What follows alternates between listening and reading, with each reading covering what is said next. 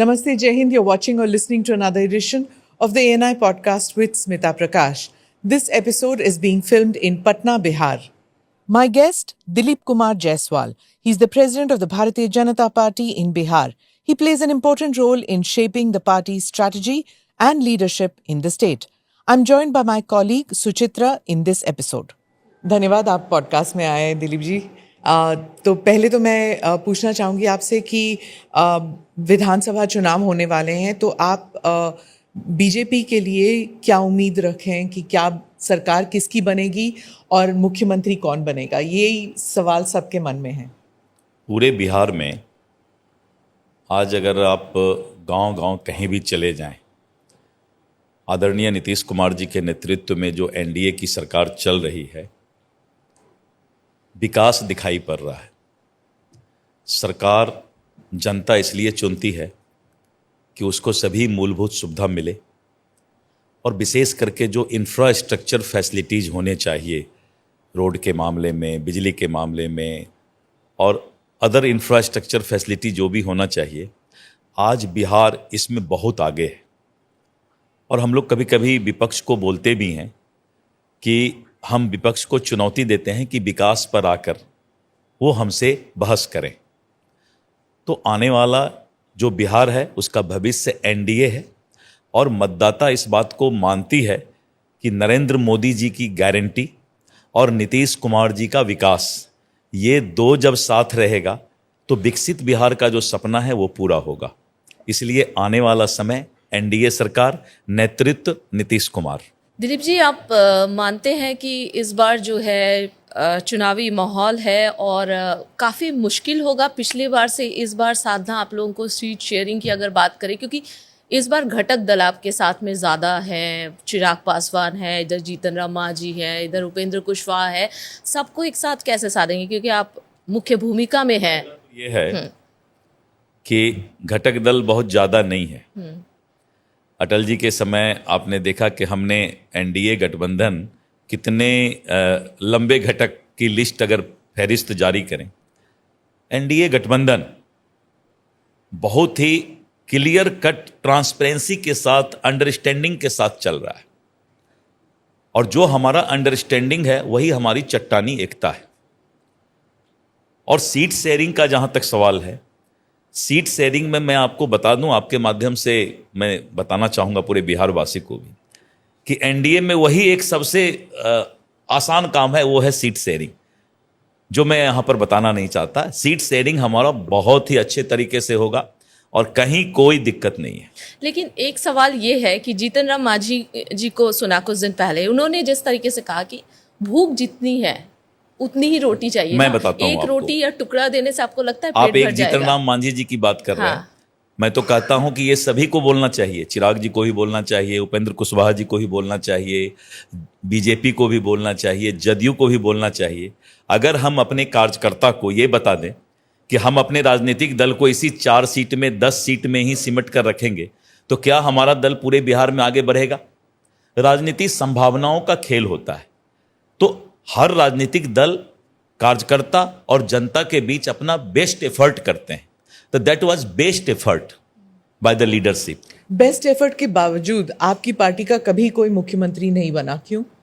ये चिंता हमसे ज़्यादा आपको है, इसके लिए धन्यवाद।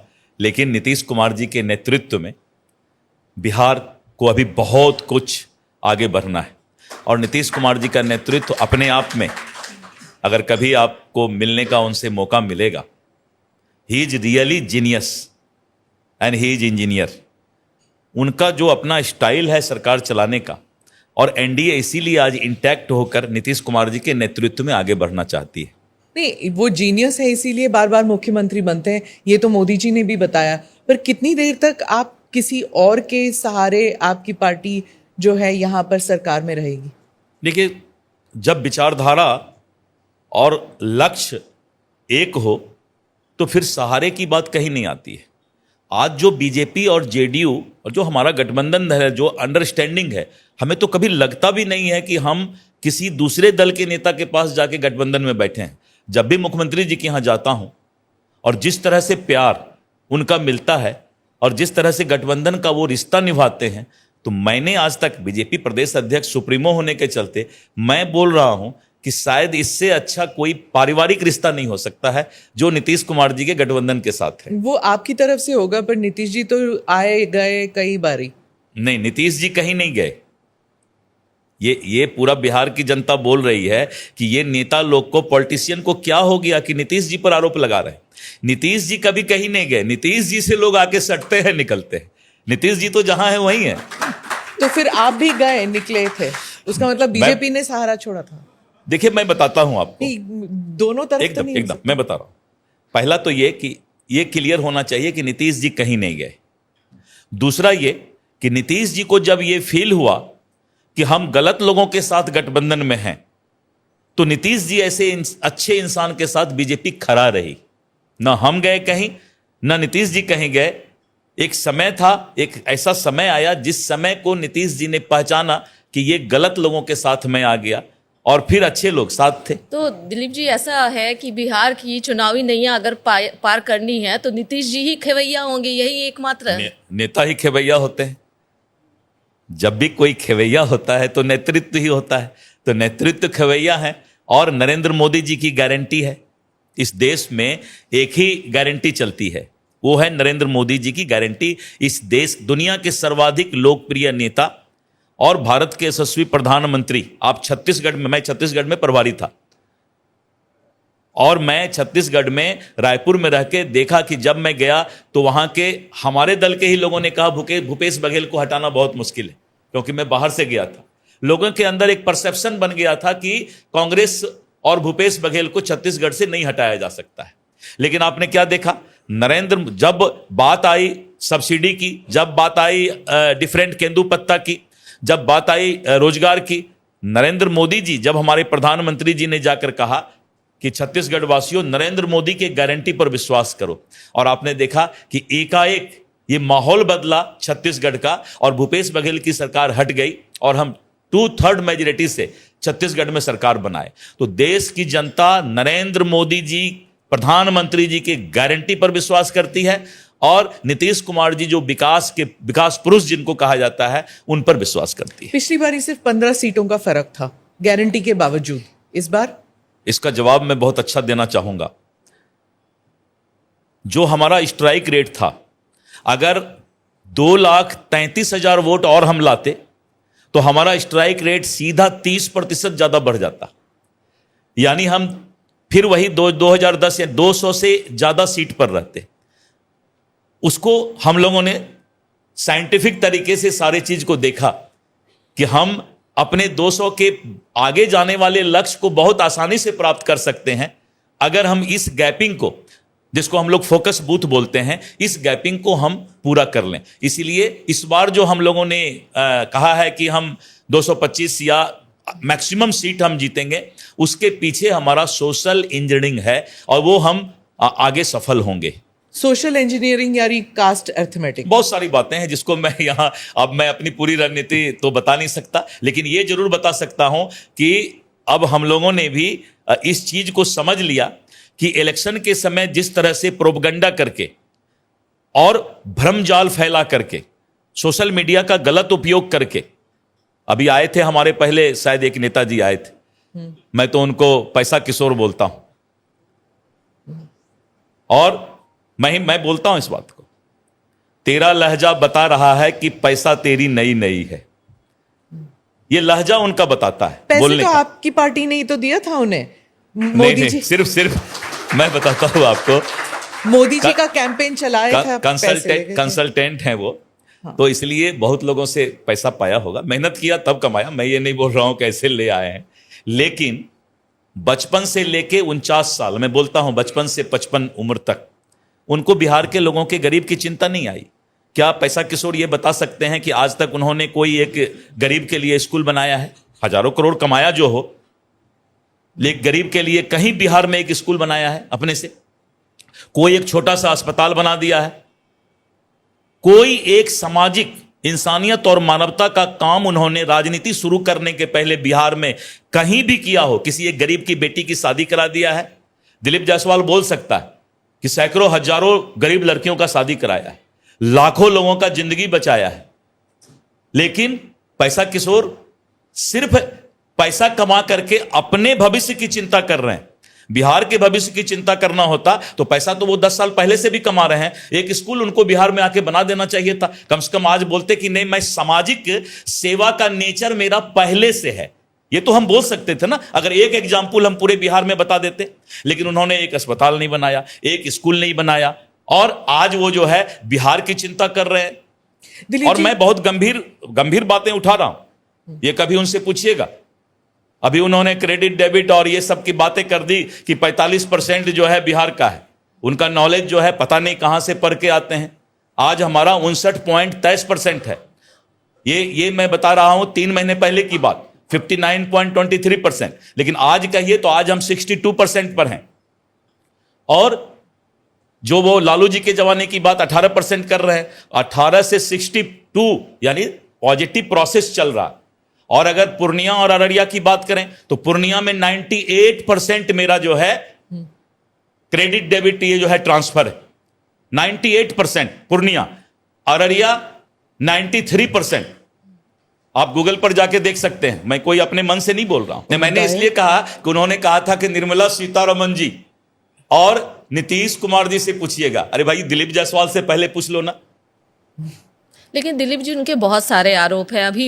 नहीं, चलिए मैंने एक बहुत आध का सारे दे आरोप दिया। हैं, लेकिन कुछ आरोप ऐसे हैं कि जो पूछना जरूरी भी है, क्योंकि बिहार के जनता का सवाल है। और उनका ये कहना है कि पलायन बहुत ज्यादा हो रहा है, इंडस्ट्रीज है नहीं। आखिर सरकार कर क्या रही है? भ्रष्टाचार में लिप्त है। बहुत सारे आरोप एक के बाद वो एक लगा कर दे रहे हैं। उसकी कैसे स्पष्टीकरण? इस तरह की बातें सीधा थियोरिटिकल बात कोई जाहिल नेता ही कर सकता है। नेता कभी भी थ्योरिटिकल बात नहीं करे, प्रैक्टिकल बात करे। पलायन हो रहा है।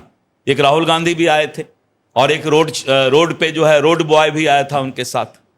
पलायन रोको, रोड बॉय पलायन कर गया और जिसने उसको भेजा था वो आज 2000-3000 आदमी बिहार में ला करके अपना सभा कर रहे हैं। मैं बताता हूं इस पर कि जब कोई पलायन की बात करता है तो उनको 10 साल 20 साल का एक कंपैरेटिव चार्ट अपने हाथ में रखना चाहिए। नेता का मतलब ये थोड़े हुआ कि जो चाहो बोल दो। और जो नेता यहां आएगा ना, आपको लगेगा कि हमसे 100 गुना ज्यादा दिमाग वाला है, क्योंकि नेताजी के पास दिमाग बहुत होता है। लेकिन थियोरिटिकल बात नहीं करना चाहिए। पलायन पर अगर बात करना है तो पैसा किशोर को यह जानना चाहिए कि इस देश में 30 करोड़ गरीब गरीबी रेखा से ऊपर उठे। क्या इसको वो जुटला सकते हैं? है हिम्मत? मैं चुनौती देता हूं कि 140 करोड़ इस देश की आबादी में 30 करोड़ जनता गरीबी रेखा से ऊपर उठा है और पलायन की बात करते हैं। आज देश खुशहाल है। एक रिक्शा वाला भी मोबाइल उपयोग कर रहा है, एक सब्जी वाला भी जो है डायरेक्ट ट्रांसफर कर रहा है पैसा को। और इस तरह की बात करके अपने आप को डिमोरलाइज करना, राजनीतिक दुकानदारी चलाने के लिए हम जो चाहें जिस पर आरोप लगा दें। आपको कंपैरेटिव चार्ट रखना होगा कि कल कहां थे, परसों कहां थे, यानी क्या रिक्वायरमेंट था, क्या हमारे पास अवेलेबल है और क्या हमारी डिफिशियंसी है। रिक्वायरमेंट, अवेलेबिलिटी एंड डिफिशियंसी, ये तीनों डाटा रखना जरूरी है, तब नेताजी चलेगा। नहीं तो नेताजी ऐसे नहीं चलने वाला है। दिलीप जी, प्राइवेट सेक्टर में रिजर्वेशन का जो मसला है, राहुल गांधी भी कह रहे हैं, तेजस्वी भी कह रहे हैं कि प्राइवेट सेक्टर में भी रिजर्वेशन लाना चाहिए। क्या बिहार की जनता भी यही चाहती है? मैंने पहले बचपन में सुना था कि हे भगवान, धरती फट जाए तो मैं इसमें समा जाऊं। मैंने गांव में सुना था। राहुल गांधी या फिर ऐसे लोग जो इस तरह की बात कर रहे हैं, तो धरती फट नहीं रही है, इसीलिए इनको झूठ बोलने की आदत है। 65 साल किसने इस देश में शासन किया? एक छत्र राज था कांग्रेस का इस देश में। 15 साल किसने बिहार में शासन किया? और आज जब बिहार विकसित हो रहा है, बिहार आगे बढ़ रहा है, तो पुरानी बातें रोना रो रहे हैं। आज बिहार विकसित हो रहा है। पटना में चिरैयाटांड़ पुल खाली था, एक पुल, एक रेलवे लाइन पर क्रॉस करने के लिए। आज आप ड्रोन से देखें तो पूरे पटना में फ्लाईओवर बिछा हुआ है। और अगर मैं 4 लेन की बात करूं, 6 लेन की बात करूं, रोड इंफ्रास्ट्रक्चर की बात, मुझे एक बात बताइए। मुझे याद है, मैं स्कूल में पढ़ता था, उस समय एक रामायण सीरियल आया था, शायद आप लोग को भी याद होगा। रामायण सीरियल देखने के लिए पूरा गांव एक आदमी के यहां जाके बैठता था। बिहार में बिजली नहीं था, वो भी बेचारा बैटरी साइकिल पर ले जाके बैटरी चार्ज करा के आता था। तो बोला जाता था कि उनके यहां बैटरी चार्ज है, इसलिए रामायण सीरियल देख लेंगे। क्या बिहार की जनता आज से नीतीश कुमार जी के पहले यह दिन नहीं देखा था कि गांव में बिजली नहीं था, 4 घंटा बिजली आता था? ये बेशरम लोग सब हैं जिनको शर्म नहीं है। इसलिए मैंने सुना था कि धरती फट जाए तो ये लोग जो है समा जाए उसमें। इस तरह की बात करना, ये तो जाहिल भी ऐसा बात नहीं करेगा। जिस तरह की आप 65 साल शासन किए, आप 15 साल शासन किए, और आज आप जो है बता रहे हैं कि देश जो है पीछे घट रहा है। बिहार में दिलीप जी, अगर बिहार चुनाव और जातिगत जनगणना की बात ना हो तो बिल्कुल उचित नहीं होगा। तेजस्वी यादव पिछले दिनों सुन रही थी, वो कह रहे थे कि हमारे दबाव में, मेरे पिताजी के दबाव में हमने ये बात रखी थी, उसके बाद सरकार ये लेकर आई है। कांग्रेस भी यही कह रही है, आप लोग पर लगातार आरोप है कि दबाव में आकर आपने किया। तेजस्वी जी का परिवार दबाव की राजनीति, जब उनका शासन था उनके पिताजी का, तो उस समय भी उनका दबाव चलता था, अपहरण का दबाव चलता था, अपराध का दबाव चलता था। मुख्यमंत्री निवास से जो है दबाव दिया जाता था कि अपहरणकर्ता छोड़ देगा जब इतना पैसा दे दोगे। इनके दबाव में ही तो इस देश में सब काम हो रहा है। तेजस्वी जी तो कम से कम हमको लगता है 100-125 साल उनका उम्र होगा, क्योंकि देश चल रहा है उन्हीं के दबाव से। यह सब बोलना कि मेरे दबाव से, जब तक मेरी इच्छा नहीं होगी तो आप क्या दबाव दीजिएगा। और मोदी जी कभी भी इस बात के पक्षधर नहीं है कि फ्री का रेवड़ी बांटो, कभी भी नहीं चाहते हैं। वो चाहते हैं कि इस देश का एक एक आदमी इतना सशक्त हो जाए कि वो खुद दूसरे को खिलाने के लायक हो जाए। लेकिन जिस देश का जो माहौल बनता जा रहा है, मोदी जी उस माहौल से किसी तरह निपट भी रहे हैं और उस माहौल के आगे का काम भी कर रहे हैं। यह स्थिति है इस देश की। प्रशांत किशोर जब आए थे वो कह रहे थे कि ऑपरेशन सिंदूर जो है पॉलिटिकली उससे बीजेपी को कोई फायदा नहीं पहुंचेगा, क्योंकि बिहार की जनता कह रही है कि हम तो तैयार थे एक लंबे युद्ध के लिए, आप बड़ी जल्दी बाहर निकल आए। बहुत अच्छा 2 सच्चाई उन्होंने कहा। पहला तो ये उन्होंने कह दिया कि भारतीय जनता पार्टी ऑपरेशन सिंदूर को कोई पॉलिटिकल मुद्दा नहीं बनाना चाहती है, फायदा नहीं होगा। यानी हम यहाँ होर्डिंग्स तो सारे लगे हुए हैं पटना में, एकदम सेना के पराक्रम और वीरता का होर्डिंग। क्या हमें जरूरत पड़ेगा तो हम सर पे कफन लेके भी उनके लिए बोलेंगे भारतीय सेना जिंदाबाद।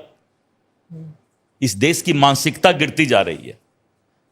और राहुल गांधी को मैंने कहा था, राहुल गांधी जब बिहार आए थे तो मैंने कहा था कि राहुल जी संसद की बैठक मत बुलाओ, गरीब से कुछ भाड़ा उड़ा लेके एक बस करके पाकिस्तान चले जाओ, जहां पर 9 आतंकवादी ठिकाना को ऑपरेशन सिंदूर में नस्ताबूद किया गया, 96 लोगों का जनाजा और अर्थी निकला।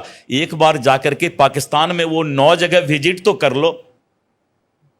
एक बार मैडम अगर वो 9 जगह चले जाए जहां पर कि मिसाइल गिरा है, उनको तो सही सबूत वहां मिलेगा। एक बार यात्रा उनको वहां करना चाहिए। पर यहाँ तो वो लोगों के बीच जा रहे हैं ना, प्रजा के बीच जा रहे हैं, तो उन्हें तो कुछ पता होगा। एक बार पाकिस्तान चले जाएं, क्योंकि पाकिस्तान से उनको बहुत प्यार है। आप राहुल गांधी को पाकिस्तान जाने को कह रहे हैं? सिर्फ मैं ये जा रहा हूं कि जहां मिसाइल गिरा है वो 9 जगह राहुल गांधी को जरूर जाना चाहिए। कम से कम एक बार देख लेंगे तो छाती पीटते हुए आएंगे, या मोदी तेरा मिसाइल कितना तगड़ा है, बोलते आएंगे।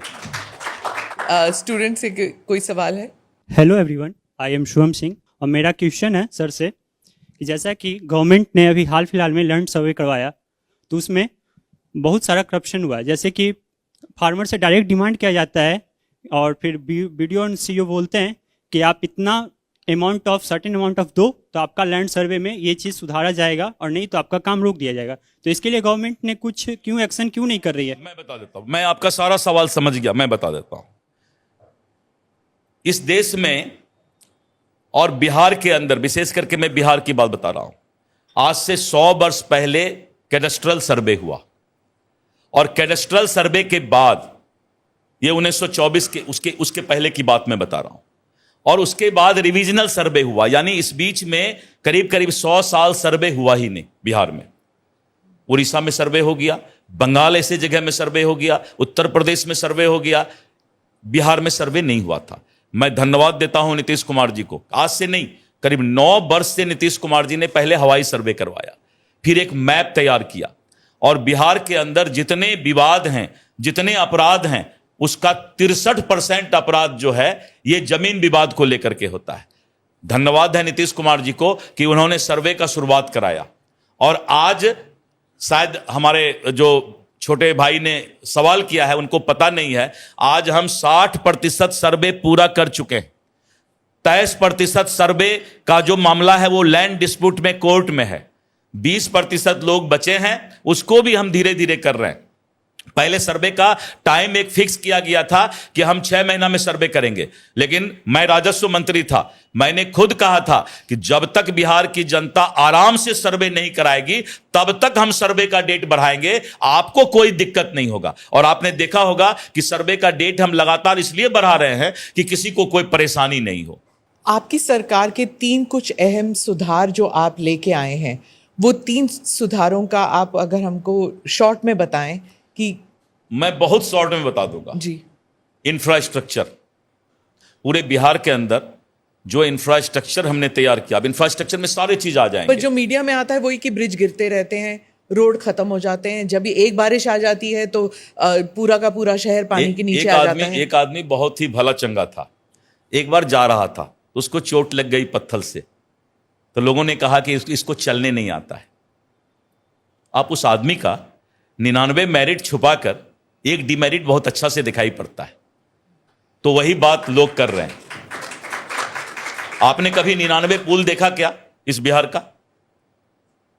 आज 28,000 से ज्यादा बड़े पुल बने हैं बिहार में, 28,000 से ज्यादा बड़े पुल बने। छोटा पुल पुलिया जो है वो करीब करीब बना होगा तो हमें लगता है लाख से लाखों पुल, छोटा पुल बनेगा। एक दिखाई पड़ गया, एक पुल गिर गया, तो वही हुआ। एक भला चंगा इंसान चल रहा था, पत्थर से चोट लगा तो उन्होंने कहा इसे चलने ही नहीं आता है। एक हिडन टैलेंट भी आपका है, काफ़ी सुरीली आवाज़ में आप जनसभा में लोगों को संबोधित भी करते हैं, आज भी है और कल भी रहेगा। नीतीश बा नीतीश रहेगा, कुछ अगर आप सुना सके हमारे व्यूअर्स से। मैं पब्लिक में कभी कभी गा देता हूँ। हाँ, नीतीश जी के लिए आपने कुछ गाया मैं गाता हूँ कभी कभी जी कि 100 साल पहले नीतीश जी का राज था, यानी बहुत दिन पहले से। तो हम वहां पर गाते हैं 20 साल पहले से नीतीश कुमार जी का राज था, आज भी है और कल भी रहेगा। दिलीप जी धन्यवाद, थैंक यू सो मच कि आप आए पॉडकास्ट में। आपको शुभकामनाएं। गलती माफी करेंगे अगर मैंने कोई बात कह दी हो कि मैं वैसा पॉलिटिशियन नहीं जो मैं जबरदस्ती करना चाहता हूं। मैं थियोरिटिकल पर विश्वास नहीं रखता, साइंटिफिक तरीके से बात करता हूं।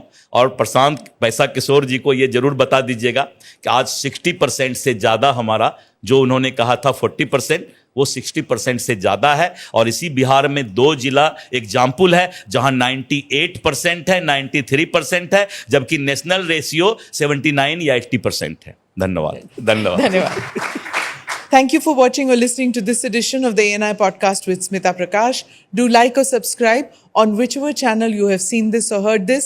Namaste. Jai Hind.